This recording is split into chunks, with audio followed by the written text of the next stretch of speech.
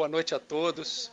Que as nossas primeiras palavras sejam de agradecimento ao Senhor Jesus pela oportunidade de estarmos aqui hoje reunidos nessa casa que toda vez que eu venho ela cresceu mais, está com o salão mais cheio, está com mais atividades e está com mais felicidade, mais harmonia. Não para de crescer. Eu fico muito feliz. Vim aqui já pela terceira vez e cada vez que eu venho eu encontro a casa maior. Já já vocês têm que derrubar uma pizzaria e eu pegar aqueles 5.000 metros ali de um supermercado que fechou. 5.000 metros, não, 5.000 pés. Pegar esse Publix que fechou ali já faz logo um negócio grande e tal. Eu acho que é o tamanho que a casa merece. Mas a gente sabe que independente de tamanho físico, né, o que vale é o que vem daqui para cima e a gente tem certeza que o plano espiritual investiu muito e tem muitos e muitos espíritos trabalhando aqui por essa casa, fazendo com que ela se desenvolva. Então, parabéns a vocês, parabéns às pessoas, os espíritos superiores que estão aqui nos ajudando nessa tarde. Hoje foi um dia corrido para mim, eu tive que ir a Miami, então foram 800 quilômetros, ida e volta, e vim direto para cá, mas eu estava preocupadíssimo porque eu achei que, falei, bom, é 7 horas, eu cheguei faltando 5 minutos, eu vi que era 7h30, eu falei, ótimo, aí foi bom, relaxei, ouvi música, ótima música, então agora estou mais tranquilo.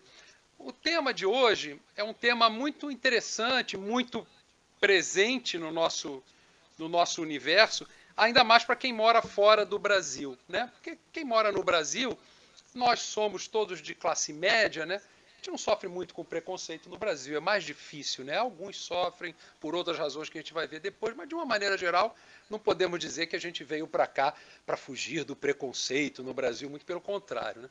A gente não sofria esse tipo de coisa.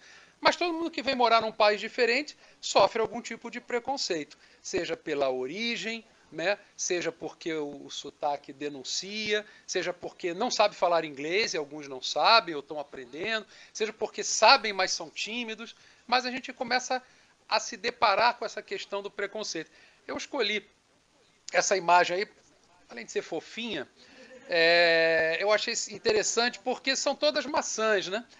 Mas tem lá uma maçã vermelha e as reações das outras maçãs em relação à maçã vermelha vão, aquela da esquerda, uma certa desconfiança, né? Que diabo de maçã vermelha é essa aí? O outro que já está com raiva, né? Do meio ali, já está meio olhando feio para a maçã vermelha. O que é? O que você quer? O que você está fazendo aqui? Né? E a terceira que está completamente apavorada, né? Falou, meu Deus, uma maçã vermelha, meu mundo caiu, né? O mundo vai acabar. E é mais ou menos isso que acontece com a gente. Normalmente o preconceito bate na gente de uma dessas maneiras. Ou com desconfiança, ou com medo, pavor, ou às vezes até com raiva. E a má notícia que eu tenho para a gente, a boa notícia é que todos nós seremos um dia espíritos perfeitos, então não se preocupem, todos os nossos defeitos serão corrigidos. Mas a má notícia que eu tenho é que todos nós temos algum nível de preconceito. É impossível a gente não ter. E eu conto aqui uma história, vocês devem ter ouvido falar num livro muito famoso no Brasil, não é um livro espírita, embora os espíritas gostem dele, chama O Corpo Fala, né? O espírita podia ter o espírito fala, né? O perispírito fala. O perispírito fala muito, né? O perispírito fala muito. Denuncia todas as nossas mazelas. Mas esse livro, O Corpo Fala, basicamente o autor fala sobre gesto, o cara que cruza os braços, ele está incomodado, o cara que olha para baixo, ele tenta analisar reações físicas das pessoas e tenta entender alguma coisa daí. Mas tem lá um capítulo do livro que ele fala assim, mas olha, fique tranquilo, vocês vão errar. Você pode saber tudo do corpo fala, mas você em algum momento vai fazer o julgamento errado. Ele conta a história do ilustrador do livro dele, que ele estava ele era um ilustrador, não só fez o livro, mas ele era um artista, ele fazia exposições. E um dia lá numa vernissagem, numa exposição que ele estava fazendo, estava ele e a mulher dele e esse autor que foi lá ver. De repente cai da mão dele um monte de papéis no chão, de croquis, de desenhos que ele tinha feito, e a mulher dele se coloca ali, se põe a catar aqueles papéis e tal, e ele fica impassível, assim, olhando. Todas as pessoas naquele momento, por preconceito, falaram, pô, esse cara é um grosso, né? Pô, o cara não ajudou a mulher? Poxa, a mulher é que tem que apanhar as coisas do chão? Pois bem, ele foi descobrir depois que, na primeira vez que isso caiu, ele deixava cair toda hora, ele rasgou a calça atrás. Então ele não podia mais abaixar no meio com os jornalistas todos ali, ele não podia abaixar para pegar. A calça rasgou lá atrás. Então ele falou, todo mundo naquele momento julgou que esse cara era um cara grosso, machista, seja lá o que for, metido, artista, estrela. Mas não, ele simplesmente não podia baixar, porque senão a coisa ia ficar muito mais complicada. Iam julgá-lo de outra forma. Né? E aí tem a famosa nuvem de palavras, só para a gente começar a botar a bola em jogo, que é uma coisa que se usa muito em trabalhos de pesquisa. Né? A minha carreira foi toda de marketing. Comecei em finanças, mas a carreira quase toda em marketing, a gente fazia muito isso. Você pode pegar o discurso de um candidato e fazer a nuvem de palavras. Quanto maior é a palavra, mais vezes ela apareceu nesse discurso. Então, quando a nossa palavra desculpa que está em inglês, mas eu só consegui achar isso em inglês. Mas quando aparece a palavra preconceito, que é o prejudice ali no meio, essas são as coisas que aparecem relacionadas a ela. Sociedade, educação, estereotipagem, discriminação, banalidade, convenções. A maioria das coisas são coisas não tão legais. Aparece uma outra coisa boa ali, mas na maioria das vezes são coisas não muito legais. Então o assunto preconceito, que em princípio não deveria ser uma palavra feia necessariamente, porque pré-conceito, é um conceito que você tinha formado sobre aquelas coisas. Todos nós, quando viemos para os Estados Unidos, tínhamos um preconceito sobre o país. Como é que eu acho que é os Estados Unidos? Eu fui lá algumas vezes, eu achei que, sei lá, morar em Orlando era você meio que viver dentro da Disney, né? Eu só lembro que existe a Disney porque a minha casa fica muito perto do parque, os fogos acordam o neném toda noite. E tem uma época do ano que começa a ter fogos meia-noite, é muito chato. Mas enfim, mas fora isso a gente nem lembra, né? Mas a gente, você está morando, é vizinho do Mickey, aquelas brincadeiras. Né? Deve ter gente andando de vestido de Mickey, só tem turista, né? E depois a gente vai ver que tem bairros que nem pode ter turista, não, enfim. Mas é um preconceito, é alguma coisa que você imaginou sobre o país, né? Ou sobre aquele estado, ou sobre aquela região, e por aí vai. Ou quando a gente diz, eu sou espírita, e o outro cara do outro lado ali diz, espírita é isso, é aquilo, ele tem lá o julgamento dele. Como eu sei tanto sobre o hinduísmo quanto esses caras talvez saibam sobre o espiritismo. O cara é hinduísta. Eu falo, poxa, legal, eu imagino algumas coisas, provavelmente muitas são erradas. Né? Mas eu não tenho maior informação, eu não militei nessa religião, então eu sempre vou errar o palpite. O preconceito começa a se complicar quando ele vai migrando de uma classificação para o preconceito propriamente dito, e aí ele vira discriminação e depois intolerância. Esse quadro aqui é muito feliz, eu não sei o autor, eu achei isso aqui na internet, fuçando, e eu achei muito bacana. A coisa começa com a classificação, né? Azuis são azuis. A gente tem esse negócio de classificação aqui, né? Você é latino? Eu falo, pô, brasileiro é latino? Olha, amigo, eu já expliquei, nos Estados Unidos o brasileiro é latino. Embora você não se considere latino, você não fale espanhol, nós estamos lá, nós viemos da América Latina, nós somos latinos. Mas eu não sou, começa aí. É uma classe, mas só uma classificação. Eu me dizer negro, ou branco, ou latino, ou descendente de eslavos, isso é meramente uma classificação. Isso não quer dizer nada. Porque eu posso ser latino e não ter nada parecido com um latino, ou posso ser, eu imagino, o Arthur, por exemplo, o neném, né? Tá aí, vocês viram a foto. Nasceu aqui nos Estados Unidos, americano. Eu vi vários menininhos aí que provavelmente são filhos de brasileiros, mas falam inglês e são americanos. Hoje mesmo eu encontrei um amigo numa loja da minha franquia lá em Yamato, perto de Boca Raton, e o filho dele fala completamente com sotaque, assim. Eu acho engraçadíssimo. Ele, coitado, se esforça para falar português, mas ele está lá numa escola, eles são judeus, ele está numa escola judaica, e não tem brasileiro lá, e ele se vira, coitado, ele fala com sotaque, né? Mas o que eu quero dizer é que isso é só uma classificação. Então, o Arthur será um Brazilian American, ou vai ser um latino, não importa. Ele tem lá uma classificação. Embora, você vai olhar para ele, esse menino, além de tudo, tem meio cara de gringo, né? Que a mãe é muito branquinha e alta, minha mulher. Opa, esbarrei no... Não, pior que eu não esbarrei, não, mas tudo bem. Esbarrei. Bom, é que ele está andando aqui, está vivo, mas vai ficar bem agora. Então, assim, vou olhar para ele, esse menino é um gringuinho, é americano, tipicamente americano. Não, não é. Mas isso é só uma classificação. Então, é como ali, azuis são azuis. Isso é uma classificação.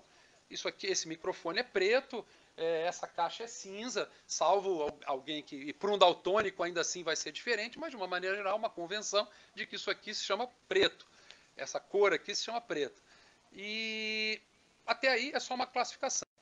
A coisa começa a virar preconceito quando essa classificação começa a ser associada a alguma coisa. Você pendura na classificação um outro troço ruim, normalmente. Como pode ser bom, né? Eu dou sempre o exemplo de indianos. Indianos é um grupo de pessoas, os indianos constituem um grupo de pessoas muito interessante. Porque tem um monte de coisas ruins sobre os casos. Esse cara é indiano. E o indiano aí vai falar de 1000 problemas de atraso do país, e que o país tem muitos preconceitos, e que a sociedade tem castas, e que as mulheres isso, né? Mas, por outro lado, quando o assunto é matemática ou tecnologia, nossa, contrato indiano. O indiano é o melhor cara que tem. Então é muito gozado. A gente tem os dois lados. Então, dependendo do assunto, o que é preconceito pode virar uma fortaleza, né?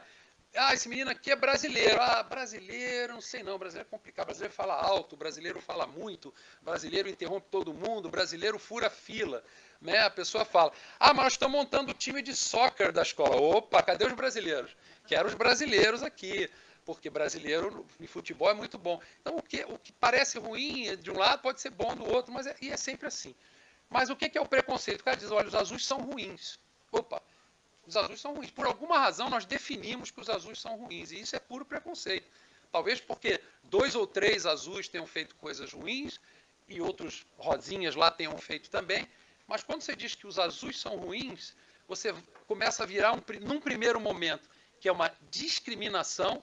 Os azuis são ruins, portanto, a gente quer eles longe da gente, nós não queremos nos misturar com eles, e até chegar um momento em que existe a intolerância. Olha, não existe mais o azul. Nós vamos absorver isso aqui, nós vamos acabar com isso.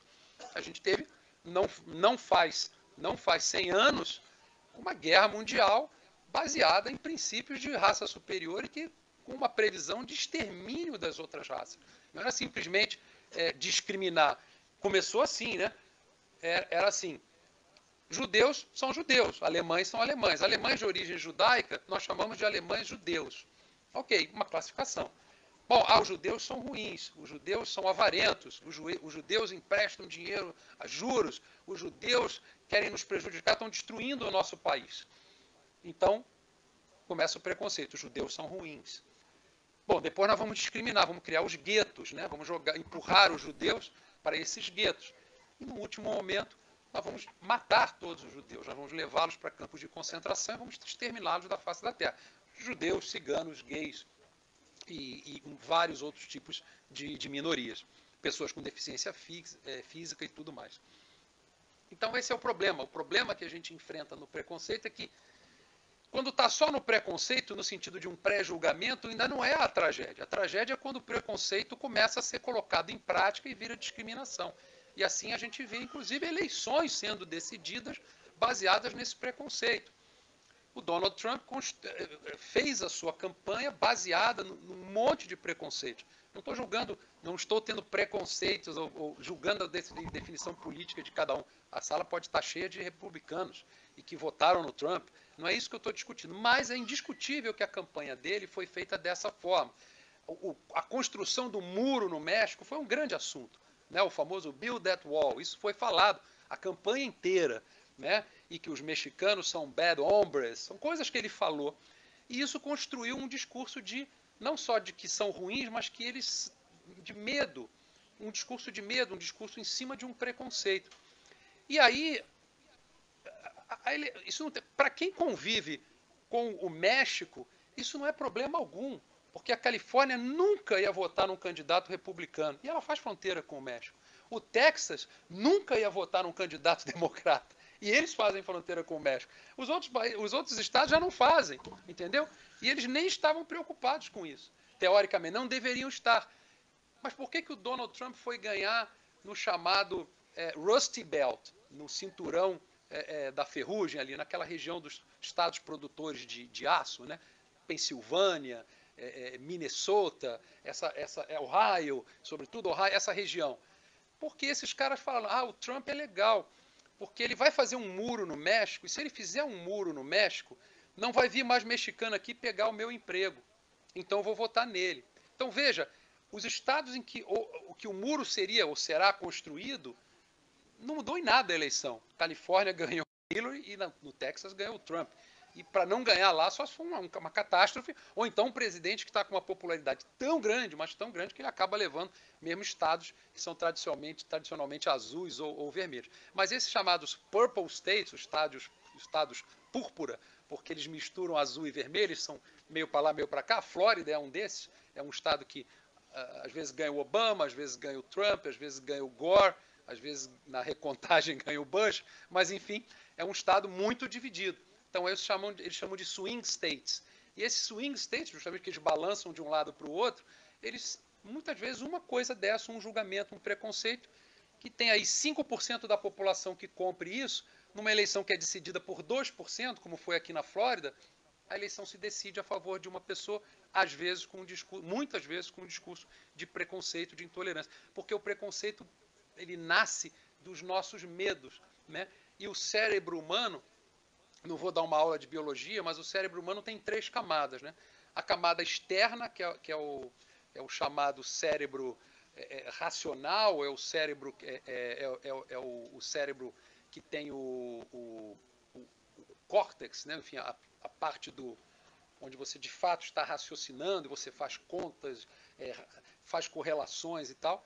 Depois você vai para um cérebro menor, ele literalmente fica dentro esse é aquele cérebro que a gente conhece. Esse é o cérebro de fora, né? Aquele que parece um miolinho de pão, assim. Esse é o cérebro, é o córtex, né? Ali que as transações todas ocorrem. Nossa inteligência está ali. Dentro desse cérebro tem um cérebro menor, que é o chamado cérebro límbico. Esse é o sistema das emoções. Todas as nossas emoções passam pelo cérebro límbico. Então, se eu estou me sentindo bem, se eu estou deprimido, se eu estou assustado e tal, esse é o cérebro límbico. Tem um cérebro pequenininho, e chamado justamente de cérebro reptiliano ou reptílico, depende do autor, que é do tamanho do amendoinzinho, e ele é chamado de reptiliano porque ele se compara ao cérebro de um réptil. Esse cérebro reptiliano, ele governa pouquíssimas coisas. Basicamente uma coisa, desdobrada em outra, chama-se sobrevivência. Ele é preocupado com alimentação, descanso, sobrevivência, reprodução, que é o que a raça faz para se perpetuar. Isso mesmo um réptil faz. Ele sabe, ele precisa comer, ele precisa se defender de um predador, ele precisa se reproduzir para a raça continuar, para a espécie continuar. E aí eu trabalhei durante muito tempo em marketing com um francês, na verdade, um antropólogo, que trabalhou com Pestalozzi, e é um senhor, já tem 80 e tantos anos, mora hoje em Palm Beach, chama Clotaire Rapaille. Ele escreveu vários livros sobre códigos culturais e tudo mais, mas ele tinha uma frase que eu adorava, diz assim: "The reptile always wins." O réptil sempre vence. No final das contas, começou a pegar fogo aqui no prédio, a gente sai pisando na cabeça um do outro, e você fala, mas meu Deus, como é que a raça humana é capaz disso e tal? É o tal do cérebro. Quando você tem coisa de preconceito, você mexe nesse cérebro e ele é irracional. Ele é irracional. Tem muitos grupos de pessoas aqui nos Estados Unidos, são mais de 500, segundo o último estudo, grupos de supremacistas brancos que estão montando milícias. Eles têm armas, eles têm quartéis generais, eles têm exército, porque eles acreditam que um dia os negros, os árabes, os brasileiros, as minorias, nós vamos tomar conta do país e eles vão precisar se defender na bala, porque nós vamos acabar com a gente quer exterminar a raça branca. Os caras acreditam nisso. Pô, mas como é que acredita nisso? Claro, é o cérebro reptiliano. Já não é mais um cara que está pensando ali, é como se fosse um réptil. Então, mexer com essas coisas é muito grave, porque a gente vai mexer em coisas muito sensíveis e que a gente perde a racionalidade. É que nem aquela história, fala assim, olha, se mexerem no meu filho, a gente vê mães, sobretudo, falando, se mexerem no meu filho, eu mato 100, né? Você vai matar 100, mas na hora ela fala isso, porque, poxa, é uma sensação de... É o cérebro reptiliano, eu preciso proteger a minha cria. Isso aqui é a preservação da minha espécie. Eu tenho que salvar essa criança, não importa se para isso eu tenho que tirar a vida de outras crianças. Não importa, eu tenho que salvar a minha, essa é a minha cria. Entendeu? A gente às vezes raciocina dessa maneira. Não quer dizer que seja sempre, e muitas vezes num momento de susto, de alguma coisa assim. Mas esse é o tal do danado do cérebro reptiliano. No fundo, essa frase eu gosto muito, eu sou grande fã do Guimarães Rosa, Toda vez que eu faço palestra, minha mãe diz assim, você tem que falar dos livros espíritas, você tem que falar dos livros que não é espírita e tal, ela implica comigo. Mas eu acho que o espírita é um cidadão do mundo, é uma pessoa um homem do seu tempo, uma mulher do seu tempo, então ele tem que conhecer o que está por aí, não adianta só ficar na obra espírita, eu acho que é maravilhoso, a gente se faz através dela. Mas tem outras coisas bonitas que a gente vai ler que estão por aí, num filme, numa música, numa outra religião, num outro conceito. Então eu tento não ter esse preconceito, pelo menos. Inclusive sobre religião, vamos falar disso depois. Mas lá no Grande Sertão Veredas, o narrador, que é o Reobaldo, né, está conversando como se fosse com a gente, com o leitor, e ele entra num fluxo de consciência e fala, né? Lá pelas tantas ele diz assim, viver é muito perigoso. Querer o bem com demais força, de incerto jeito, pode já estar sendo se querendo o mal por principiar. É do jeito do Guimarães Rosa de escrever, mas olha, tem gente que quer o bem com tanta força, mas com tanta... Não pensem que os republicanos não querem o bem, não pensem que os democratas não querem o bem, não pensem que os caras que defendem o aborto não querem o bem, eles acham que estão fazendo um tremendo favor pelas mulheres, que eles estão salvando vidas. Eu falo, mas você está salvando a vida das mulheres, mas e as mulheres nenéns que estão na barriga? Isso não é vida? Não, isso não é vida, isso é um aglomerado de células. Eu falo, mas um aglomerado de células, engraçado, quando acharem o primeiro ameba em Marte, vão dizer, acharam vida em Marte, mas um feto não é vida. Vida é só a ameba de Marte, achamos vida em Marte. A vida na barriga de uma mulher, não é só um aglomerado de células.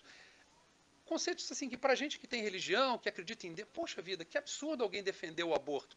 Mas os caras não estão fazendo isso porque eles querem matar o baby killer, né? Eles falam, o matador de bebê. Não é verdade. Eles não estão querendo matar os bebês, eles acham que estão fazendo realmente um favor para o mundo, que estão ajudando as mulheres a ter uma vida que não seja destruída por uma gravidez indesejada, destruída no conceito dessas pessoas, questões de saúde, porque muitas mulheres vão procurar fazer o aborto por conta delas, e aí vão colocar suas vidas em risco, e etc, etc, etc.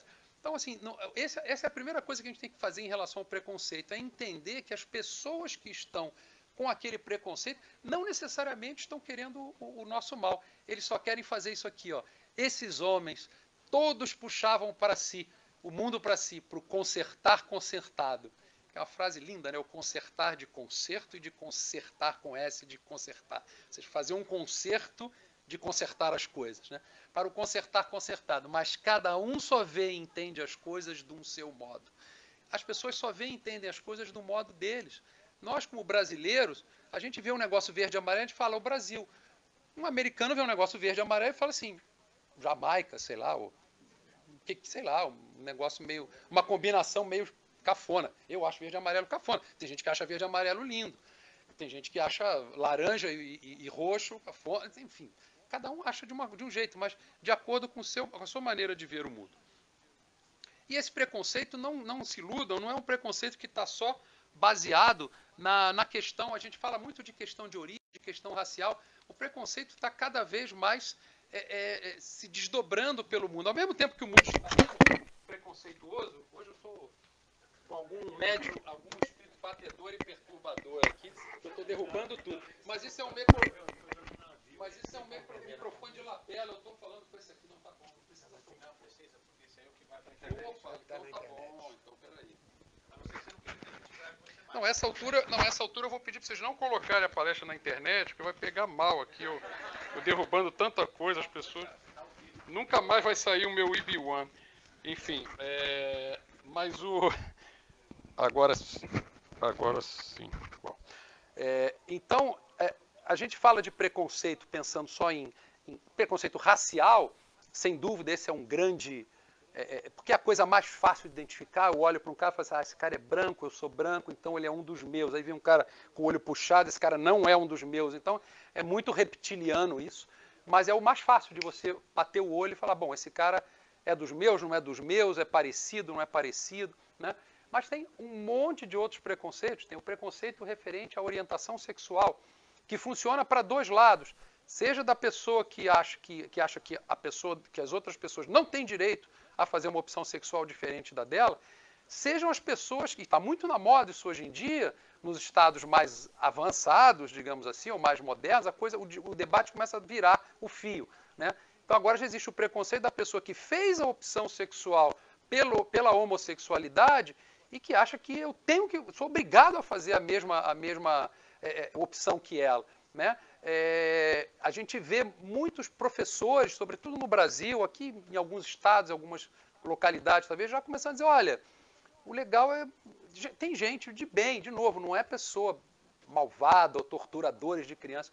Tem pessoas bem intencionadas que estão dando hormônios para os seus filhos, para que eles não entrem na puberdade, para que quando eles forem maiores, eles decidam o sexo que ele vai ter. Tem gente colocando nome neutro na criança para que quando ela chegar a 16, 17 anos, ela capa da revista The Atlantic de um mês atrás. A capa é assim, uma foto de você não sabe se é um menino ou uma menina, dizendo assim,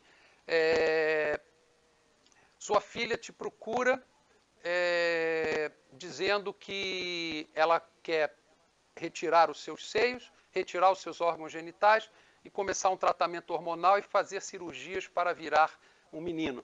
Ela tem 13 anos de idade. E aí, o que você faz? Como é que faz? São do mundo de hoje em dia. Né? Mas tem gente que defende que essa criança tenha esse direito. E começa a vir o discurso de dizer, olha, não, um pai moderno é o pai que deixa o filho decidir se ele vai ser menino ou menina, depois, mano, mas tem a genética. Ou querem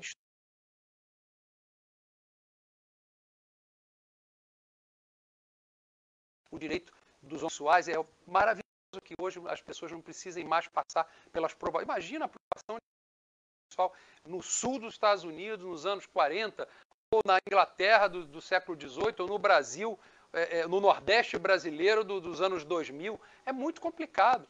Mas hoje em dia essa coisa mudou. O que não torna certo é assim, não, agora vamos fazer o seguinte, todo mundo aqui nasce sem sexo, a gente vai ver depois. Não, peraí, o Arthur nasceu menino, ele vai ser menino, a menos que algum dia, com mais maturidade, ele resolva manifestar claramente o interesse em outro. Agora, muitos estão manifestando esse interesse por doutrinação, por professores, por orientadores que vão lá e, olha, seria bom, você não tem certeza que você não gosta de menino?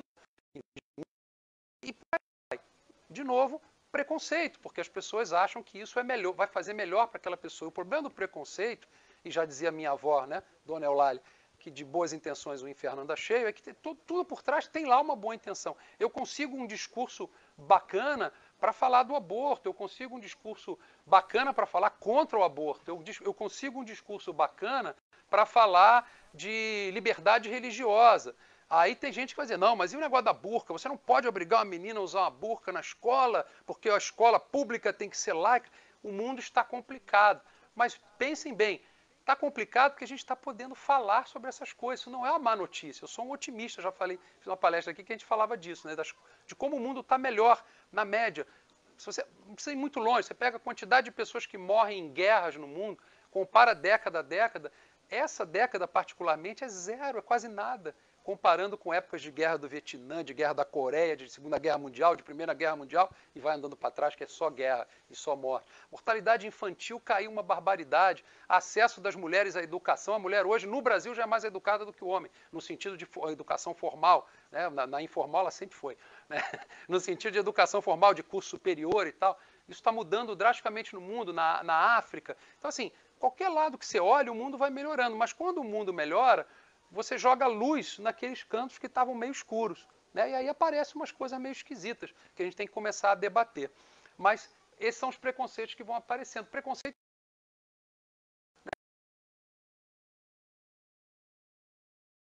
bairro.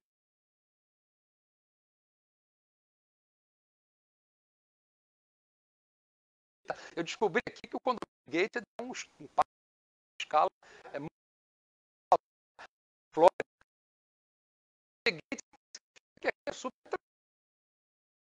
Aí tem o condomínio Gated. Tem gol. Mesmo sem jogar, tem que ter o gol.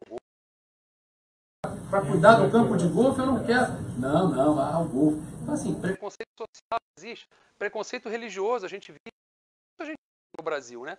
Qual é a sua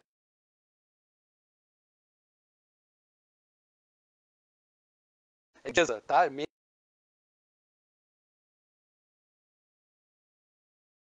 Cara, acho que está batendo tambor. E daí, se você se bater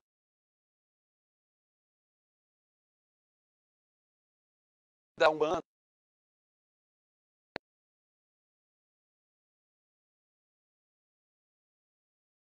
um padre uma vez para minha mãe, né? Morreu com 50.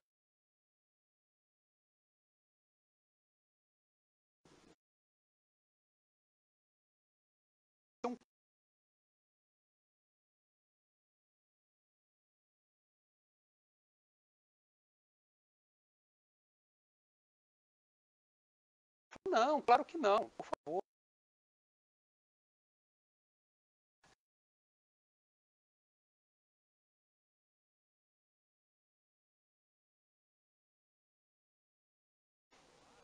O que importa se eu fui espírita, se eu fui... Porque se a gente fala assim, ah não, só o espiritismo salva, né? O espírita tem essa mania também. Às vezes, né? Não, é aquela... Eu fiz uma palestra, até sobre foi da última vez, foi o espiritismo é o futuro das religiões. A religião do futuro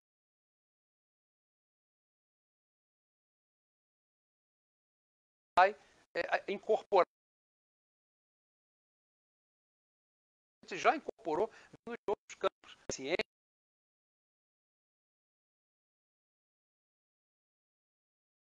espiritismo. Eu acho que não tem centro espírita não lá. Mas não tem, não vai ter as cidadezinhas lá na vida, como é que faz? Porque não deu acesso ao mundo.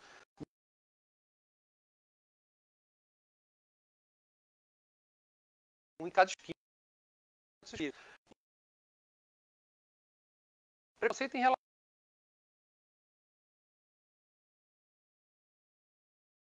sabe, não vai falar nada diferente, que é jeito,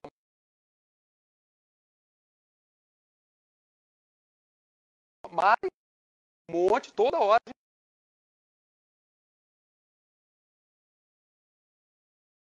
de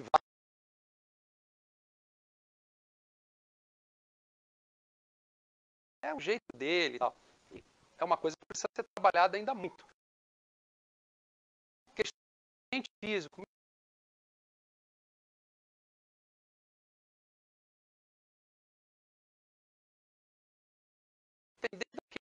Com funcionários que você nem se dá conta, aí o cara um dia fala, não, você sabe que ele é autista. Como ele é autista?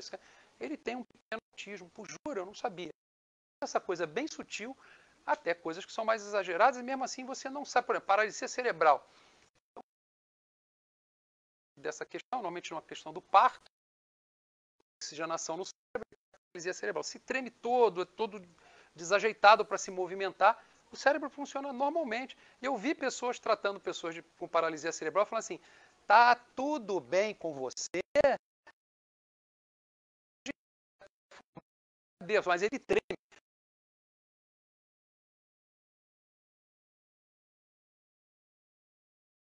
Tadinho. É muito complicado. Por outro lado, tem gente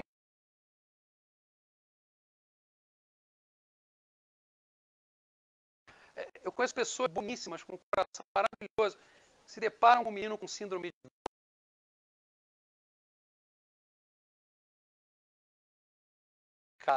não é que elas sejam preconceituosas, elas não sabem o que dizer, elas sabem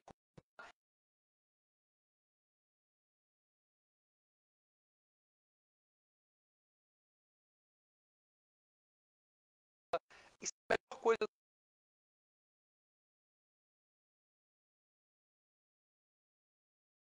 síndrome de o que faz, o que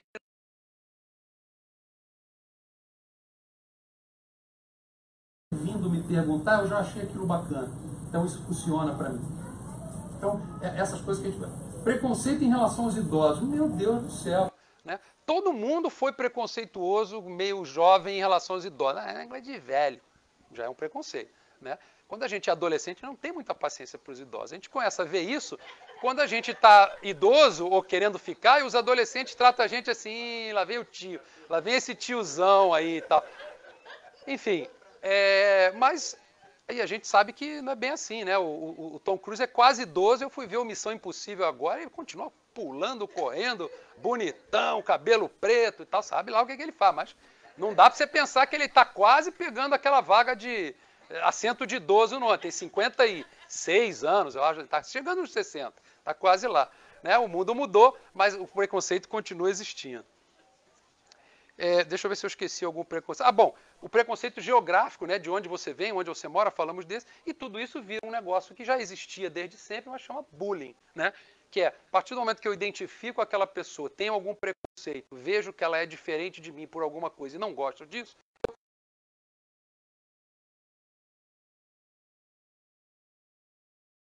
escolas americanas e adultos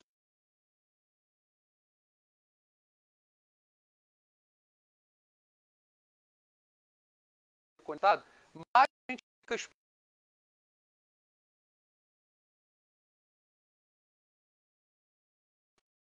Eu me lembro quando eu era Madureira, eu nunca tinha visto um japonês.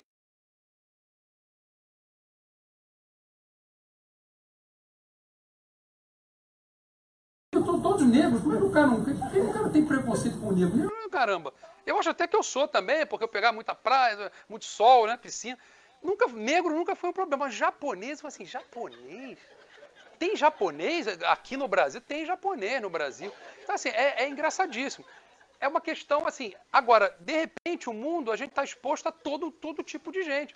Quando você vem para os Estados Unidos, ainda mais na Flórida, que é o estado de todos os lugares do mundo morar aqui, meu amigo, se você não tiver preconceito, se você tiver preconceito com quem é diferente, então sai do país.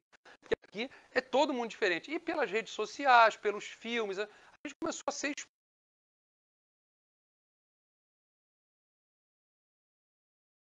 Não tão bem conservado tão coisa. Eu sei tempo que a televisão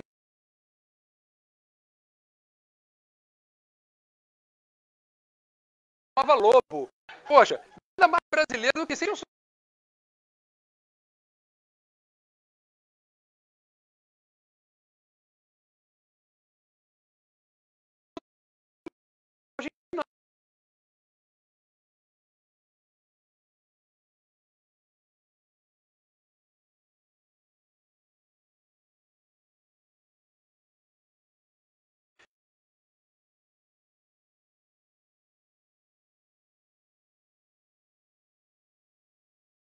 Gente,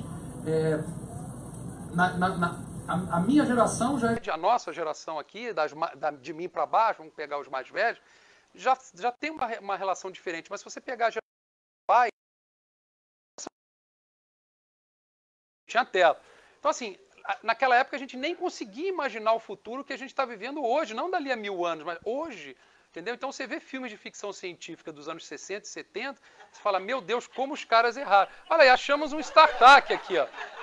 Pena que a gente não consegue mostrar, talvez aqui para quem está vendo pela internet. Dinossauro, tá bom. Esse até tem uma telinha azul, ainda é melhor aqui, ó. É esse aqui. Esse aqui era o tipo do... Mas esse aqui, ó, tem uma telinha que o do Capitão Kirk não tinha. E tem uma colorida. Nossa, isso é muito futuro. Mas enfim. E quais são esses desafios? Eu vou contar uma história aqui, que quando eu estava montando essa palestra há algumas semanas, veio essa história. Essa senhora aqui é a Dona Ivone Lara.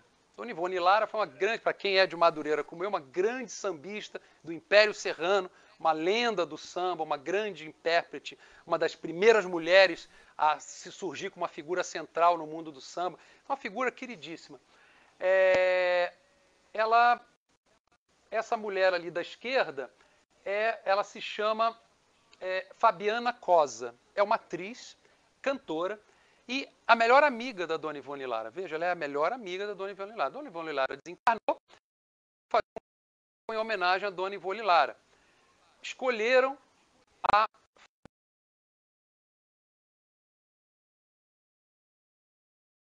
melhor amiga da Dona Ivone Lara por décadas, e ela vai fazer o papel da Dona Ivone Lara.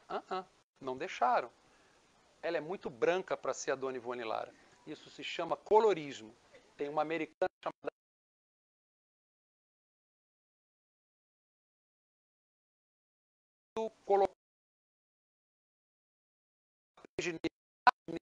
enganagem. Estão tendo uma desbotada nos negros. Juro por Deus, chama de Michael Jackson. Procurem no Google colorism, ou colorismo em português. É toda uma teoria. E essa moça que é claramente negra, que é amiga da Dona Ivone Lara, que conhece todo o repertório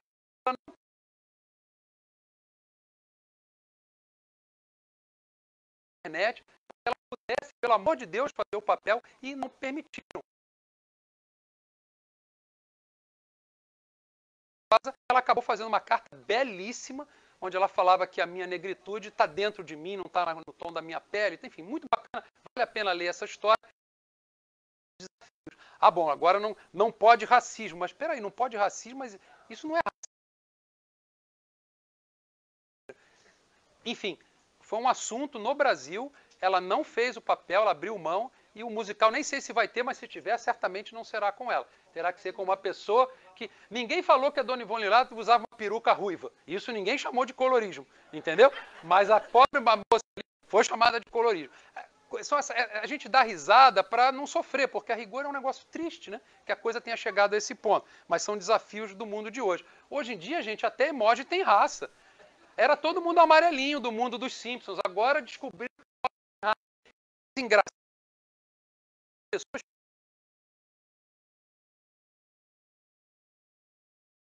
tô botando minha mão muito branca. Pô, eu, às vezes pega um solzinho.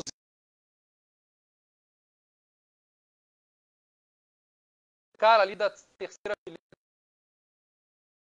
um pouquinho bronzeado. E as pessoas ficam preocupadas em usar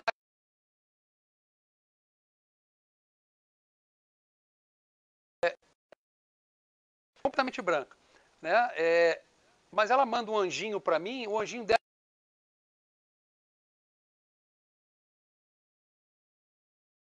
aquele maneirão que tem, bota aquele anjo absolutamente negrinho ali e tal. Ela achou que eu falei, por que o seu anjo...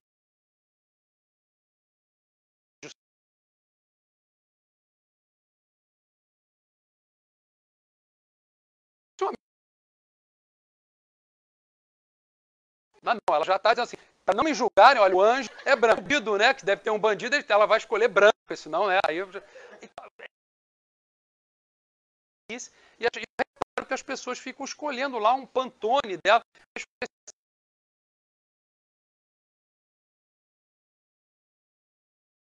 É maluco isso. É assim que a coisa está acontecendo no mundo. São desafios atual. E eu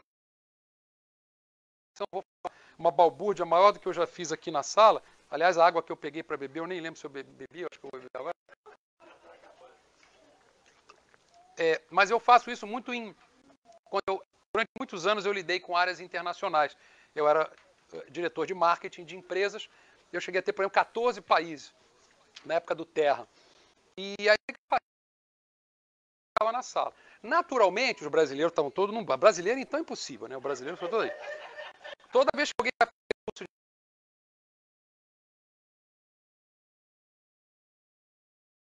de... né, você vai fazer, em vez de 2 anos, porque 2 anos é português no intervalo, baixinho, com os amigos, porque ninguém vai falar inglês. Pô, vai para a Inglaterra, não vai para...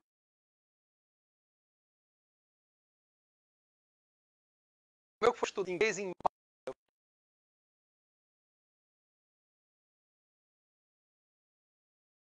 brasileira, no curso de...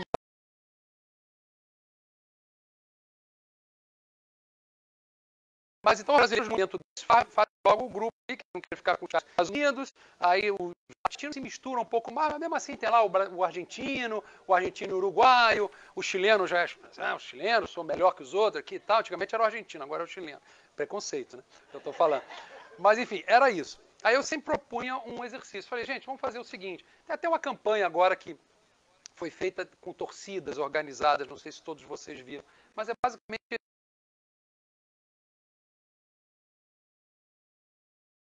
TV copiou no Brasil. Dá para vocês verem depois online. Então eu chegava assim e falava assim, bom, legal,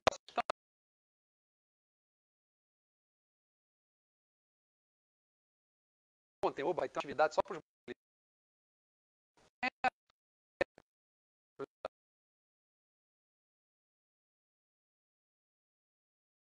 misturava com aquilo.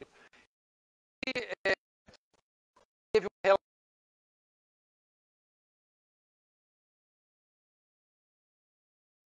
e por aí vai. Essa que mostra um pouco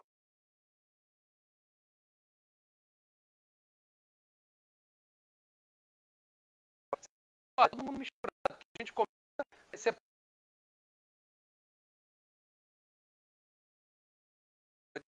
eu pergunto aqui,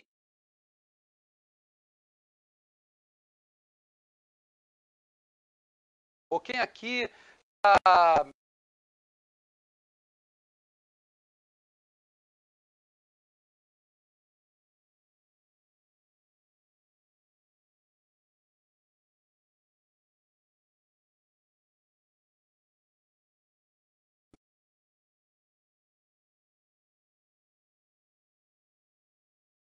Você vê que, na verdade, você for outros grupos. Se a gente fizesse esse exercício aqui...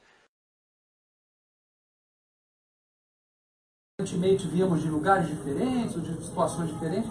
Quando a gente começa a perguntar essa coisa, não tem essa de rico ou de pobre, de branco, de negro, de mulato, de asiático, nada disso.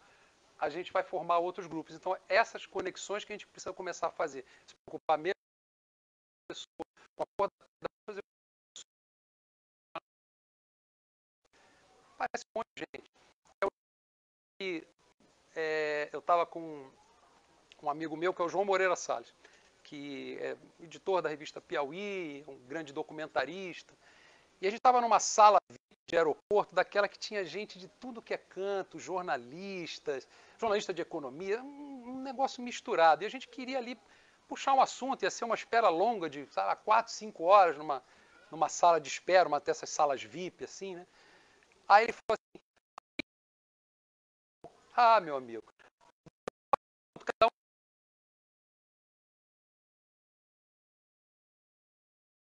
era amigo de infância.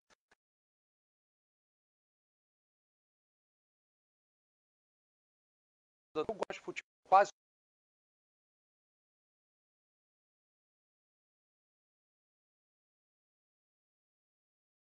Nosso, o maior, nos ensinou a lidar com a questão do preconceito.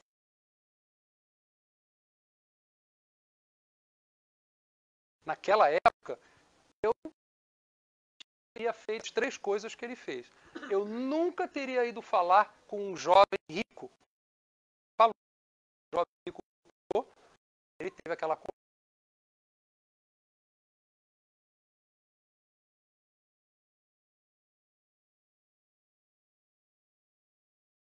falou com o jovem rico. Ele falou, não, que a melhor é dos pobres, é dos desesperados. Daqui não.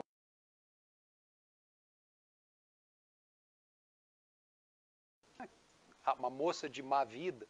Tudo que um líder religioso não quer é falar com uma prostituta, mas não só falou, com Maria de Madalena se tornou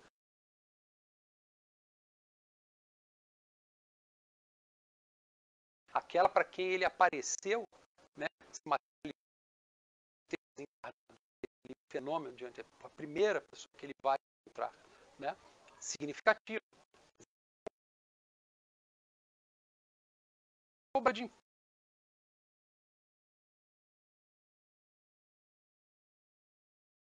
né? O cobrador de impostos e tal, que é o Scott Randolph, né? Que é o nome, eu acho legal, porque nos Estados Unidos tem um nome. Eu recebo a carta do Scott Randolph, que é o cobrador de impostos, é o tax collector. Existe até hoje essa pessoa, né? Mas você não gosta de receber uma carta dele, ele vai te pedir algum dinheiro, você está devendo alguma coisa, né, de impostos. E ele foi falar, ele viu que o Zaqueu baixinho, coitado, subiu numa árvore para conseguir ver Jesus, e o povão ali em volta de Jesus. Ele falou, olha, Zaqueu, desce daí que essa noite eu vou jantar na sua casa.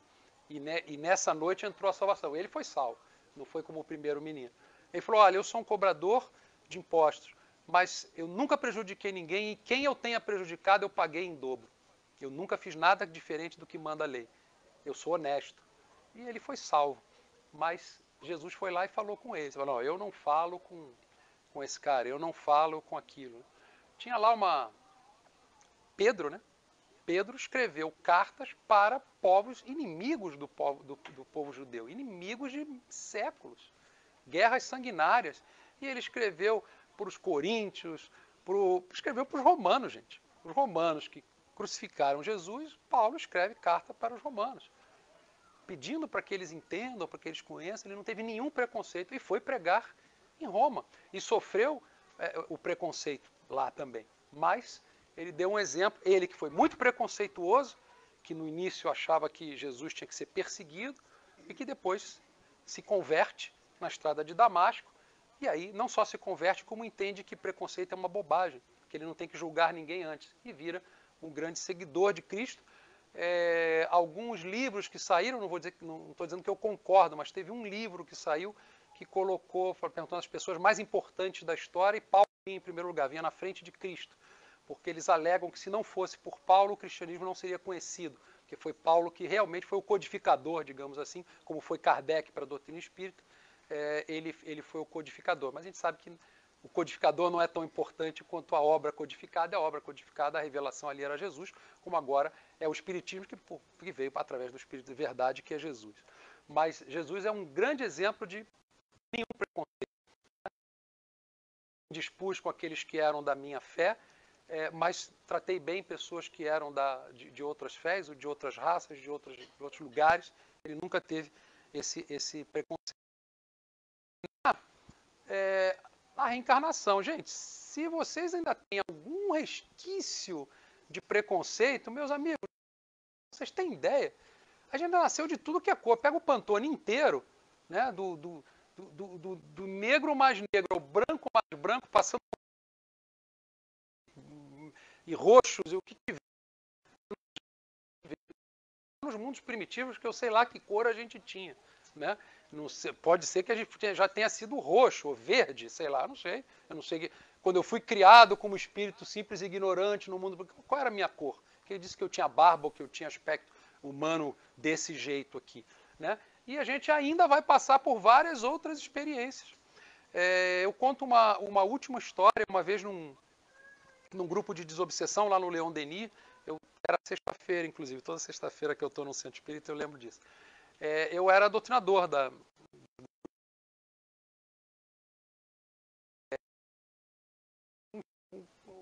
a pessoa que coordenava o grupo. Então você tinha os médiuns de incorporação, os médiuns de apoio que davam passe, pessoas que faziam a prece e tal, mas típica reunião de desobsessão. E uma vez eu estou vendo que estou num grupo daqueles muito difíceis, eu não tenho mediunidade de evidência, é só uma intuição que eu nem sei se identificar. Eu acho que é exatamente para você trabalhar a humildade e não achar que que ideia boa que eu tive, quem disse que foi você, né? Então é melhor, né, você ser assim. Se eu soubesse, eu de repente até achar, pô, que bom, sou um grande médium. Não é nada disso. Ideia vem e a gente sabe que vem inspirada, toda vez que é coisa boa vem inspirada. Quando é coisa ruim é a gente mesmo. Melhor raciocinar dessa forma. Esse é um preconceito bom de ter, para a gente não se achar mais do que é. Mas aí tinha lá uma médium que incorporou, todos os médiums, 6 médiums, né? 2, 1 e 1. Esses 6 médiums incorporaram o espírito. E eu percebia que aquele grupo não acontecia nada. A gente falava, e o grupo não se manifestava se queria continuar na casa, se queria ir embora, não queriam desistir do que vinham fazendo. Eu percebi que a pessoa que estava na ponta, aqui bem perto de mim, tinha uma liderança, foi a intuição que me deram, tinha uma liderança sobre o grupo e que eu tinha que falar com aquela pessoa. Mas eu tentava falar de todas as formas e ele não falava, com uma pose muito arrogante, assim. E eu falei, rapaz, aqui... Quando o espírito incorpora, você diz assim, aquele ali vai dar trabalho. E a pose do cara, você vai esse... Mas era a chave do trabalho. E como é que eu chego nesse espírito? E aí eu comecei a falar. E, enfim, consegui de alguma maneira. Aí você fala na mãe, apela para tudo, né? Até para o bichinho de estimação, que alguma coisa toca o coração do espírito. Aí de repente ele resolveu falar. Só que ele falou assim, era um homem, mas estava incorporado uma mulher. Ele falou assim, eu não vou falar com você porque eu estou sendo humilhado. Eu falei, por que você está sendo humilhado, amigo? Você veio aqui para uma casa espírita, nós estamos conversando com você, nós aqui queremos o seu bem, estamos aqui para te ajudar. Por que com tantas pessoas aqui nessa mesa, vocês me colocaram nesta pessoa aqui? A médium era negra. E ele tinha um enorme preconceito, não só pelo fato dela ser negra, mas pelo fato dela ser mulher. Então, assim, por que eu estou no corpo de uma mulher e, além de tudo, negra? Aí a coisa se resolveu mais ou menos assim, olha, cara, é melhor você ir se acostumando, porque você tem tanto preconceito assim, que na outra encarnação já tenho quase certeza que você vai vir mulher e negra. E eu acho que não vai vir no Brasil não, vai vir num lugar onde tenha mais preconceito ainda. É melhor você, não foi desse jeito, né, claro, mas mais ou menos por aí.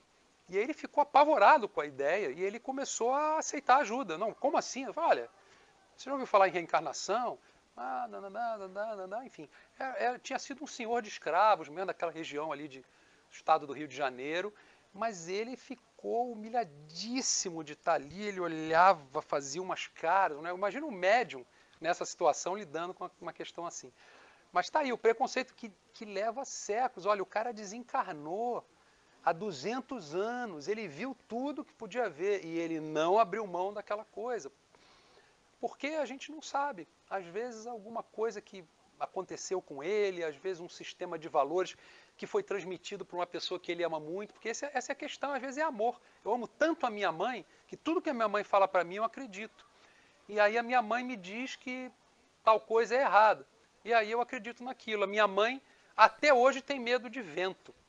Porque a avó dela falou assim, quando venta é porque o diabo está com a capa aberta. E ela, desde pequena, ela viu o diabo com a capa aberta, lá fazendo vento. Então, até hoje, ela sopra o vento. Ai, meu Deus, o vento é que foi. Mas é o diabo com a capa aberta. Ai, não sai da cabeça dela, é mais forte que ela. Ela morre de medo do vento por causa dessa história. Entendeu? Então, assim, e é por amor, é uma história de amor. Uma pessoa que ela amava falou aquilo para ela, ela aceitou como verdade. Aí, quando ela cresceu, tarde demais. Agora aquilo já virou, já entrou no subconsciente dela. Mexeu com o réptil, né, com o cérebro reptiliano. E aí ela ficou assim assustada. Mas é isso, eu já estourei bastante aqui o horário, derrubei muita coisa, mas é a felicidade de estar aqui, de conversar com vocês e dizer para vocês o seguinte, que a gente não vai vencer o preconceito de repente, a gente vai continuar tendo preconceito, a gente vai continuar julgando o livro pela capa, até porque é parte do nosso processo de identificar mesmo. Se a gente for completamente inocente, a gente vai ter problemas, porque também a gente precisa ter um certo julgamento, entender o que está acontecendo, perceber o ambiente, mas é uma coisa que a gente precisa fazer para se transformar. Essa mesma avó que eu tive, a dona Eulália, ela tinha uma coisa que me incomodava. Ela conviveu ainda com pessoas que foram escravas. E teve amigos, ela foi muito rica uma época, o pai dela português, perdeu tudo um dia, tinha muito dinheiro, tinha um armazém de secos e molhados, chegava com sacos de dinheiro em casa, ela contava isso, jogava debaixo da cama. Um belo dia, numa aposta, num joguinho lá, sabe até o nome do jogo, um jogo que nem se usa mais, ele perdeu tudo. Falou, vamos embora que nós temos que entregar a casa, eu perdi tudo. Elas foram morar no Morro do Pinto, era um morro que tinha lá no Rio de Janeiro, tinha que pegar lata d'água na cabeça e tal, e aquilo traumatizou muito ela, daquela que a minha avó não deixava sobrar um resto de comida em casa. Alguém deixava no prato, ela comia o de todo mundo. Avó, por quê? Porque eu passei fome no Morro do Pinto. Eu falei, Leonardo, come, senão vem o Morro do Pinto aí, hein? Ou você come esse troço, senão a vovó, a dona Eulália, vai comer tudo. Ela comia tudo, não podia sobrar comida em casa. Se você deixava a água ligada 5 minutos, eu vim com a lata d'água na cabeça. Eu falei, Leonardo, desliga o chuveiro, você vai ver a lata d'água, vai tacar a lata d'água na sua cabeça. E por aí vai. A casa acesa, apaga, a casa parece uma fogueira, quando tinha muita luz acesa. Ela já ia chegar aqui e apagar umas 3 luzes. Era o jeito dela. Mas entre essas coisas, ela tinha lá umas piadinhas, umas brincadeiras que ela fazia, que eram racistas. Eram brincadeiras racistas, uma piada. E ela tinha amigos, né, negros de infância, da favela, enfim. Mas ela tinha lá um preconceito. Ela tinha alguma coisa que batia. O primeiro namorado da minha mãe, ela conta essa história. Hoje, depois dos 80, a pessoa começa a entregar tudo, né? Ela conta essa história, que o primeiro namorado dela era um negro, um advogado muito bacana, um cara gigantérrimo, um cara, poxa, super bem sucedido. Mas a minha avó falou, não, fez tudo para dar uma sabotada e então o namoro não foi adiante. E isso me incomodava muito. E um dia eu falei para um amigo que é negro, a gente discute muito, ele está fazendo um documentário sobre essa questão de racismo. Eu falei, poxa, me incomoda demais que esse troço, porque, poxa, era minha avó, da minha família, né? Eu agora puxo aqui pela memória, eu vejo que ela falava de brincadeira, mas, poxa, mas isso é horrível o que ela falava, me dá uma certa vergonha. Ele falou, cara, não tenha vergonha não, foi até onde deu para ela chegar. Ela nasceu num país onde você tinha que matar os negros, chicotear os negros. E ela hoje, ela só não deixou sua mãe namorar o cara, tá ótimo, ela já progrediu mais do que você. Você certamente está pouco menos racista do que você era quando você nasceu. A sua avó deu um tremendo salto. Eu falei, puxa, legal, fiquei mal pelo meu lado, mas feliz pelo lado da minha avó. E é verdade, algumas pessoas foram até onde dava. Assim, não tem jeito. Um cara que sofreu um assalto violento, ele tende a acreditar mais naquele papo de bandido bom é bandido morto, tem que prender todo mundo. Ele tem aquele trauma, é mais difícil. Se você nunca passou por isso, você tende a dizer, pô, que loucura isso, que história é essa de matar bandido e tal. Mas a gente tem que entender, e isso é parte de não ser preconceituoso. Não ser preconceituoso não é só não ter preconceito, é não ter preconceito de quem tem preconceito. E tentar ajudar aquela pessoa a vencer o preconceito com amor, com paciência e com conversa. Não com frases lacradoras, com chacotas nas redes sociais ou com agressões verbais. Conversando com aquela pessoa. Normalmente dá certo. Você desmonta a pessoa quando você chega e conversa. É isso aí. Muito obrigado pela oportunidade de estar aqui mais uma vez. Adoro essa casa, quero estar sempre de volta. Chamem sempre. Eu prometo que da próxima vez eu vou tomar cuidado para não derrubar tantas coisas assim. Tá bom? Fiquem com Deus. Obrigado.